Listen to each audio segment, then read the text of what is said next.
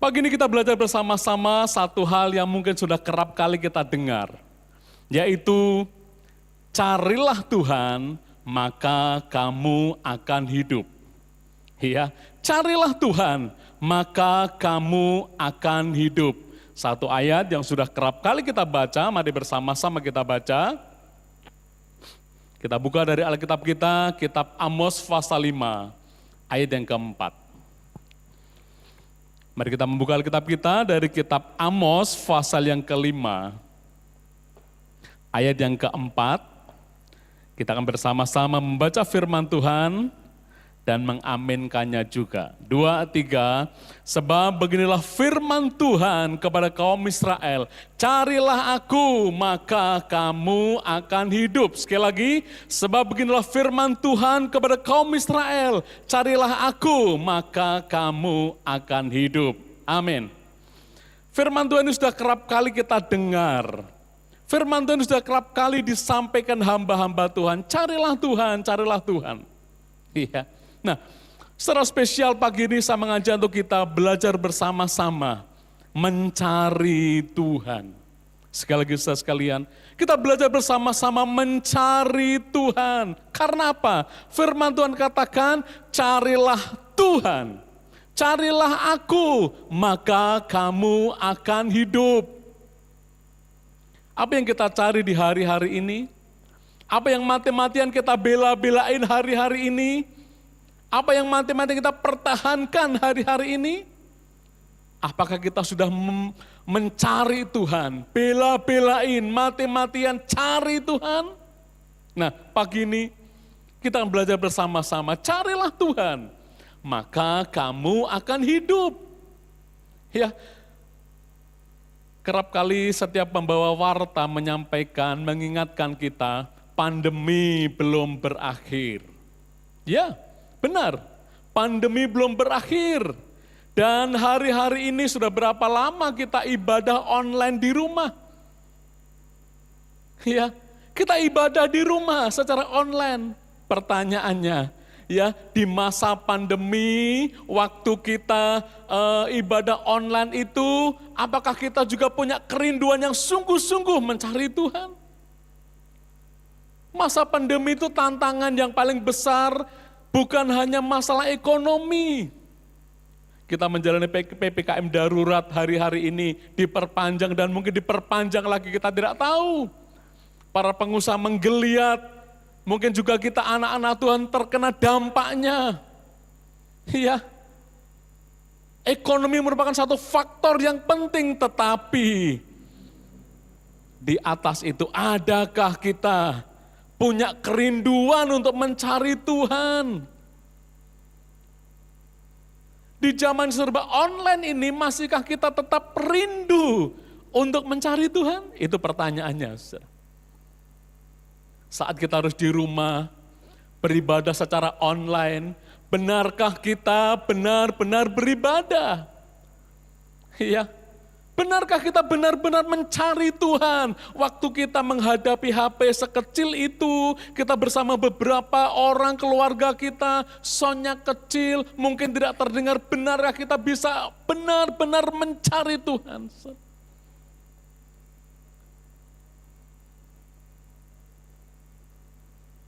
Ini tantangan bagi kita. Ini tantangan bagi kita. Di tengah-tengah keterbatasan, situasi yang serba terbatas dan dibatasi ini, mari saya mengajak untuk kita lebih sungguh-sungguh mencari Tuhan. Karena apa? Firman Tuhan katakan, carilah Tuhan maka kamu akan hidup. Apa yang kita cari hari-hari ini akan menentukan hari depan kita. Apa yang kita cari hari-hari ini akan menentukan apa yang kita dapat di kekekalan nanti. Mengapa kita harus mencari Tuhan dan bukan yang lain? Oh kalau gitu aku tidak boleh bekerja Pak. Oh tidak. Oh kalau gitu aku tidak bisa melakukan, tidak boleh melakukan yang lain. Oh bukan itu maksudnya. Tetapi firman Tuhan pagi ini mengajak kita, ayo kita mencari Tuhan. Bukan yang lain. Mengapa saudara? ayat yang kelima dari kitab Amos. Kita akan belajar dari Amos pasal 5, pasal 4 tadi, ayat 5, untuk kita menangkap apa pengertian, apa makna dari mencari Tuhan. Mengapa kita harus mencari Tuhan dan bukan yang lain? Ayat 5 menjawabnya. Janganlah kamu mencari Betel, janganlah kamu pergi ke Gilgal, dan janganlah menyeberang ke Berseba, sebab Gilgal pasti masuk dalam pembuangan, dan Betel akan lenyap. Apa maksudnya ini bagi kita sekalian? Mengapa kita harus mencari Tuhan dan bukan yang lain? Ayat 5 menjawab, karena Betel akan lenyap. Ya, karena Betel akan lenyap. Apa itu Betel? Ya, bukan kebetulan gereja kita gereja Betel Tabernakel. Betel, rumah Allah, rumah Tuhan, gereja, gedung, bangunan. Dikatakan jangan kamu mencari Betel karena Betel akan lenyap. Ini dikatakan firman Tuhan ribuan tahun yang lalu dan hari-hari ini kita sedang mengalaminya. Secara fisik gereja masih ada, bangunannya masih kokoh berdiri. Iya. Tetapi fungsi dari bangunan gereja yang kokoh, mega church itu hanya tinggal 5-15% saja di hari-hari ini. Iya. Kalau dulu, wah gedung gereja itu berlomba-lomba bagus, ya megahnya, fasilitasnya. Tetapi apa yang terjadi hari-hari ini? Gereja hampir-hampir tidak berarti. Iya, perkumpulan gereja saat ini dilarang, sedang dibatasi. Kita tidak membutuhkan 100% gedung gerejanya. Terbukti apa, saudara? Hari-hari ini kita ibadah online. Ini membuktikan bahwa kita sebenarnya harus mencari Tuhan, bukan mencari gedung gerejanya. Dikatakan karena Betel akan lenyap.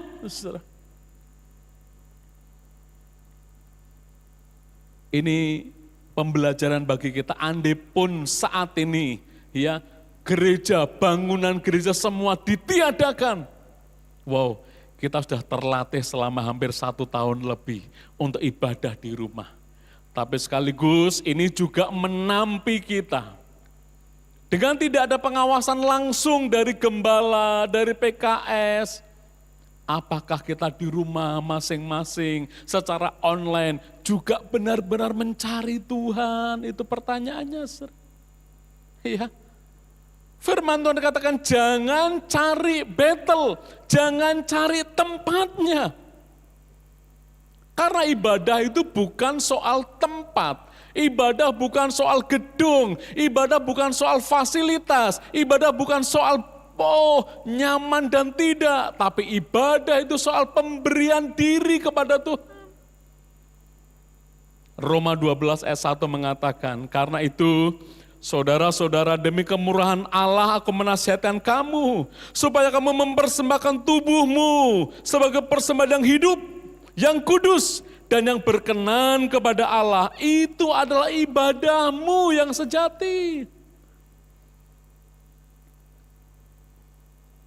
Mungkin di awal-awal ibadah online kita merasa, aduh rasanya kok enggak bisa ya ibadah secara online. Orang marem gitu kata orang Jawa.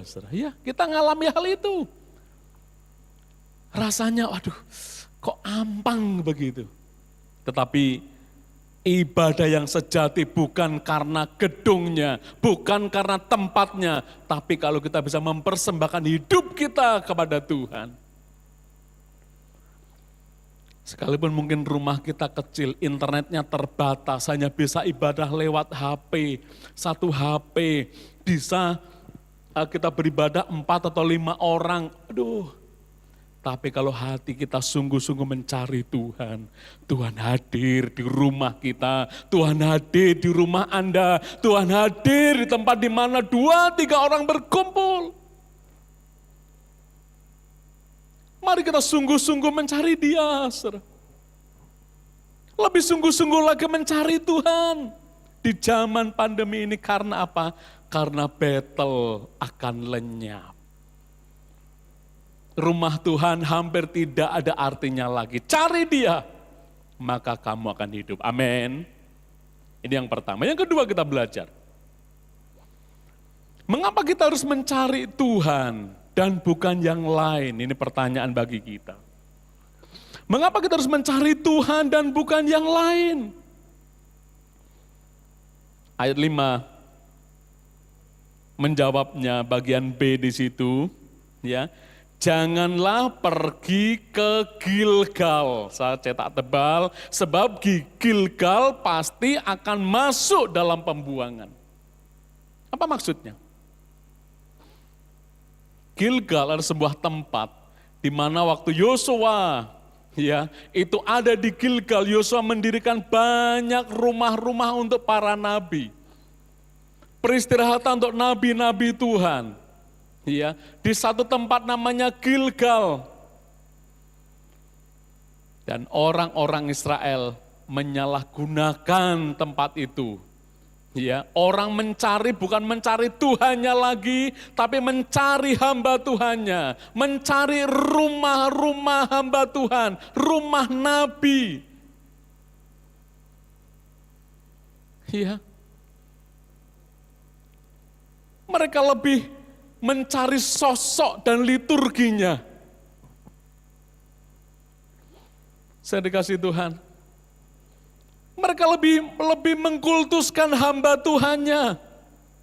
Iya. Saya masih ingat jauh sebelum pandemi, mungkin 5-6 tahun yang lalu.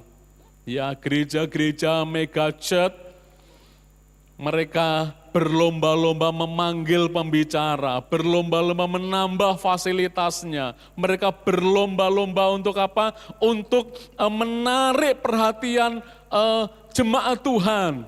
Walaupun bukan jemaatnya, supaya datang, ayo datang ke tempatku. Ini loh, saya kasih pembicara bagus, saya kasih hadiah, saya kasih door prize. Supaya apa? Supaya orang berlomba-lomba mencari sosok pembicaranya.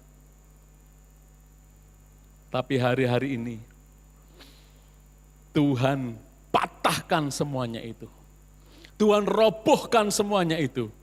Di mana tidak boleh berkerumun, di mana tidak boleh berkumpul banyak orang. Ya, tentunya gereja-gereja dalam tanda petik akan mulai hitung-hitung, undang pembicara dari luar kota, luar negeri, ya, dengan ini, dengan itu, padahal jemaat tidak boleh hadir, saudara. Hanya dibatasi beberapa puluh orang saja. Waduh, rugi dong nanti. Saudara. Zaman itu orang berlomba-lomba mencari hamba Tuhan. Mencari gereja. Mengkultuskan pribadi hamba Tuhan. Bahkan mungkin yang dikatakan hamba Tuhan lebih didengar daripada apa yang dikatakan firman Tuhan. Itu bisa saja terjadi. Iya. Gilgal juga bicara tentang membanggakan pengalaman-pengalaman masa lalu. Mungkin bukan pengalamannya sendiri. Mungkin kita mendengar kesaksian orang lain. Wah, ada seorang bapak yang mendengar bahwa gereja sedang memerlukan pergantian drum dan uang yang dimiliki belum cukup, kurang sekian. Nah, bapak ini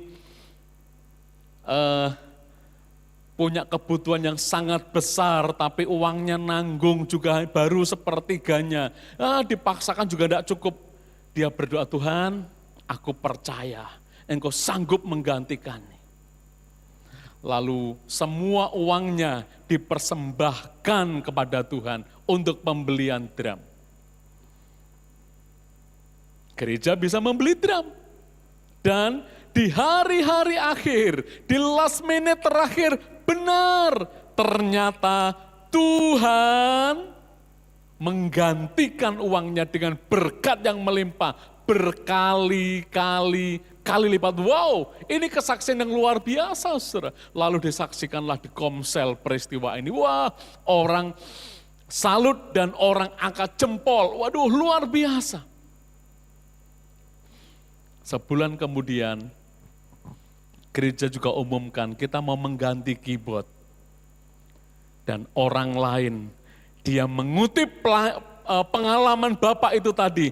Ayo Bu, ini gereja mau beli keyboard. Toh nanti Tuhan pasti akan gantikan berlipat kali ganda seperti Bapak itu. Semua gajinya awal bulan diberikan untuk pembelian keyboard. Keyboardnya dapat dan dia mulai berdoa. Dia berdoa sampai hari H. Ya sepanjang bulan ada tangisan, ada ratapan karena apa? Mereka tidak punya uang yang cukup untuk memenuhi kebutuhannya. Dia mulai berkata, Tuhan, kenapa Engkau tidak tolong aku Tuhan? Kenapa Kau tidak menolong seperti Bapak itu Tuhan? Bukankah aku juga mempersembahkan untuk Engkau? Saudara, dan Tuhan dari surga berkata, siapa yang suruh engkau mempersembahkan persembahan dengan cara yang konyol seperti itu? Ada pengalaman-pengalaman iman seseorang tapi itu belum tentu menjadi pengalaman kita.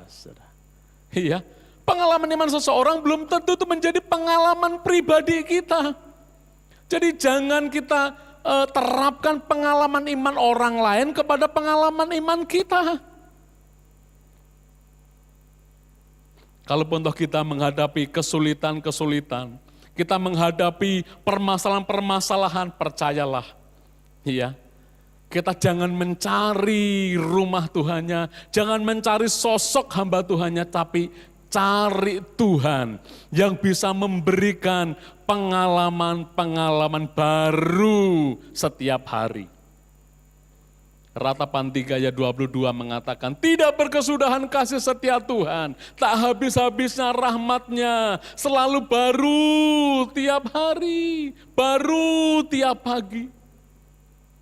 Percayalah, Tuhan itu punya 1001 macam cara untuk menolong kita. Yang percaya katakan amin. Percayalah tiap hari Tuhan itu mampu memberikan pertolongannya dengan banyak macam cara. Iya.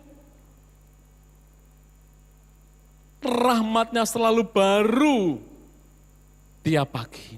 Besar kesetiaan Tuhan atas kita. Barangkali yang kedua kita belajar, jangan mencari Gilgal, jangan mencari sosok ataupun pengalaman-pengalaman iman orang lain, tapi carilah Tuhan, maka engkau akan hidup. Amin. Yang ketiga kita belajar bersama-sama. Kenapa kita harus cari Tuhan? Bukan yang lain. Ayat 5 menjawab kita. Ya, yang saya cetak beda warna itu, jangan menyeberang ke Berseba. Apa artinya bagi kita?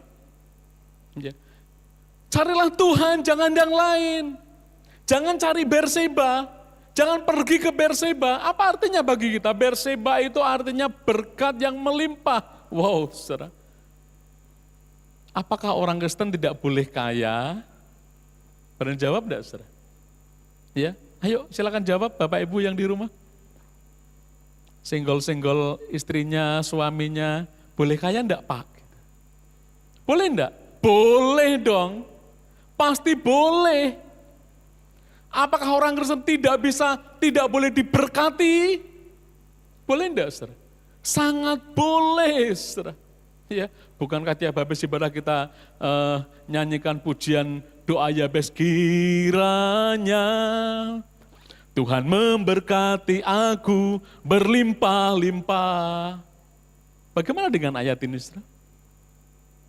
Mengapa kita tidak boleh menyeberang sampai ke Berseba?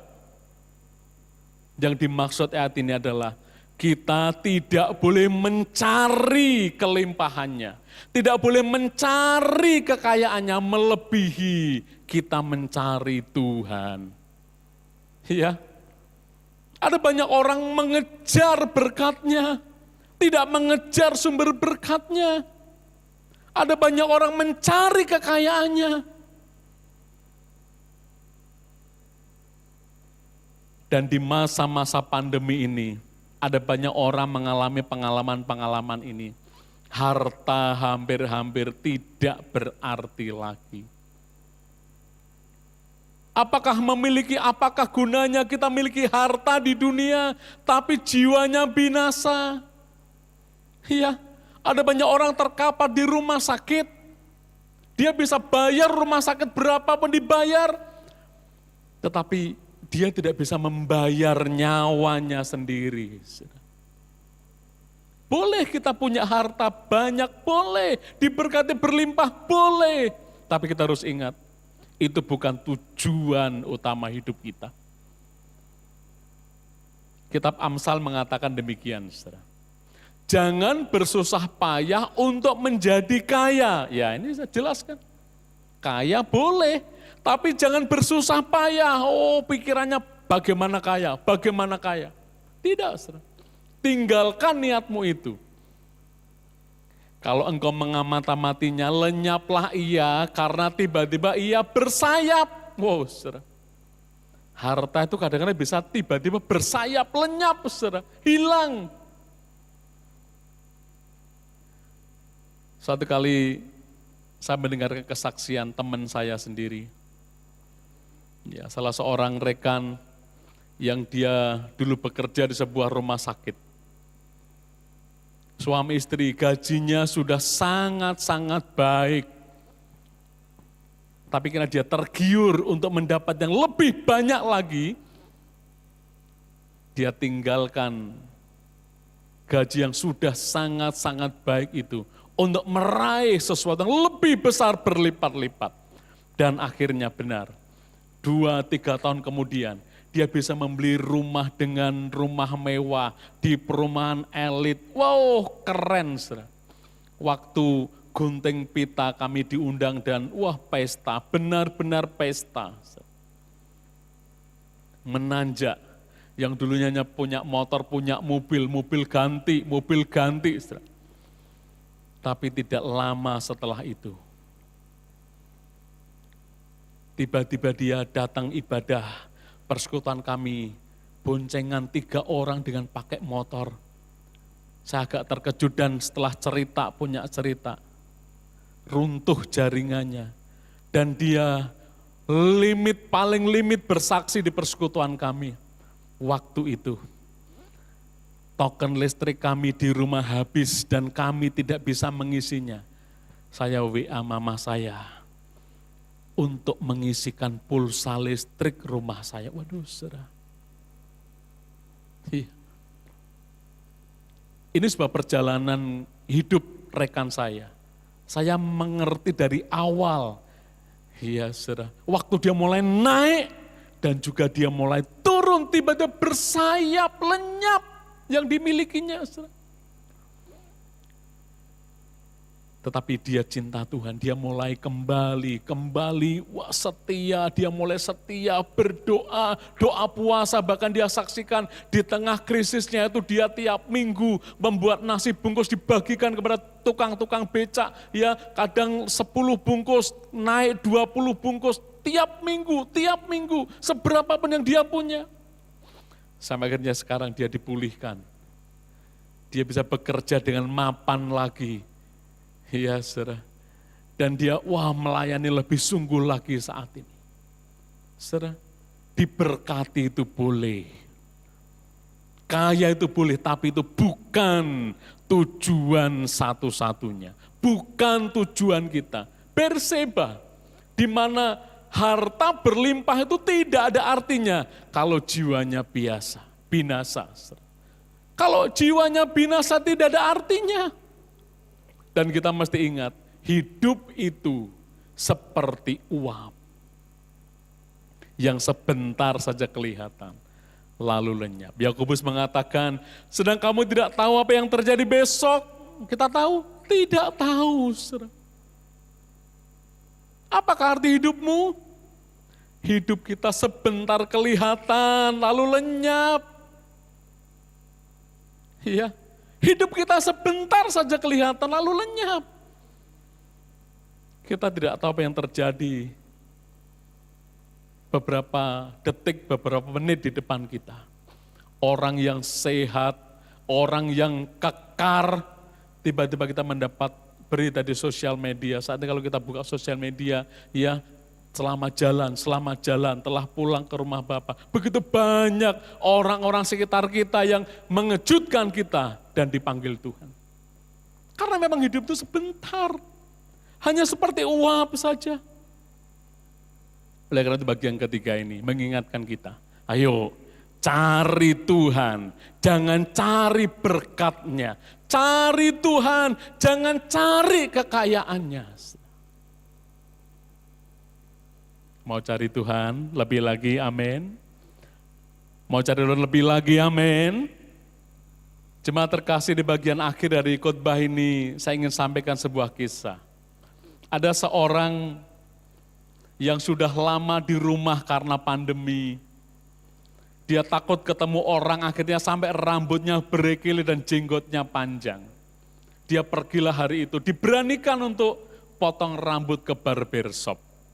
Iya, waktu dia mulai duduk, dipotong rambut, jenggotnya juga dirapikan, ya, itu mulai ada perbincangan antara tukang potong rambutnya dan yang potong rambut ke situ.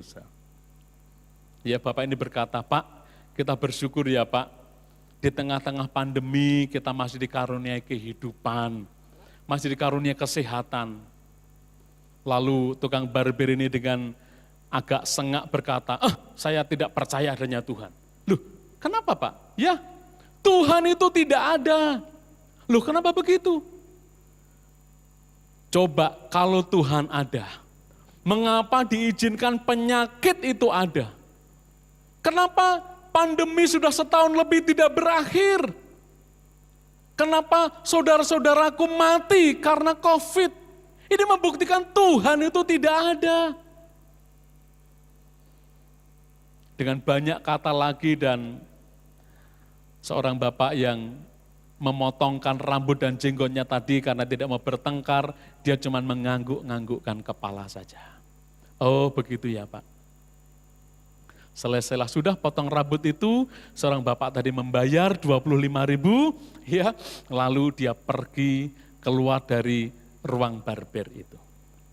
Waktu dia melangkah keluar, di pinggir jalan dilihatnya seorang yang rambutnya awut-awutan tidak karuan, jenggotnya panjang, kumisnya panjang, dan dia buru-buru kembali ke tukang barber dan berkata, Pak, saya tidak percaya kalau di dunia ini ada tukang potong rambut. Pak barber tadi sangat marah, loh Pak, bukankah Bapak baru saja keluar dari tempat ini dan rambut Bapak tak potong, jenggot Bapak saya rapikan? Ada Pak, ada potong rambut di dunia ini, ada tukang barber. Tidak, saya tidak percaya. Kalau tukang potong rambut itu ada, kenapa? Lihat coba. Kenapa ada orang yang rambutnya panjang tidak beraturan? Kenapa ada orang yang rambutnya ikal, kumel, tidak dipotong? Lalu Bapak ini menjawab, ya itu salah sendiri. Karena dia tidak mau datang kepada saya. Karena dia tidak mau datang kepada tukang barber. Tepat kata Bapak. Tepat kata Bapak. Itulah seperti waktu kita bicara tentang Tuhan. Bapak tinggal datang pada Tuhan, tinggal mencari Tuhan, maka Bapak akan mengerti kalau Tuhan itu ada. Sekalipun memang ujian-ujian itu diizinkan Tuhan terjadi, sakit penyakit itu memang diizinkan Tuhan terjadi, tapi Tuhan itu ada dan nyata. Berapa banyak di antara kita yang hari-hari ini mungkin mulai berkata, Tuhan, kalau memang Engkau benar-benar ada, kenapa Engkau membiarkan pandemi lama tidak berakhir? Kenapa Kau membiarkan usahaku turun di masa pandemi ini? Kenapa seolah-olah Engkau tidak menolong kami ya Tuhan? Apakah Engkau benar-benar ada? Mungkin hari-hari ini kita mulai bertanya demikian, tapi percayalah saudara. Dia adalah Tuhan yang hidup. Dia Tuhan yang ada. Dan pagi ini saya mengajak setiap jemaat, setiap kita mari cari Dia. Cari Dia. Dia sudah memberikan dirinya berkorban bagi kita. Dia memberikan dirinya berkorban, mencurahkan tubuh, mencurahkan darahnya bagi kita, memberikan tubuhnya bagi kita. Mari, cari Dia hari-hari ini. Lebih sungguh mencari Dia hari-hari ini.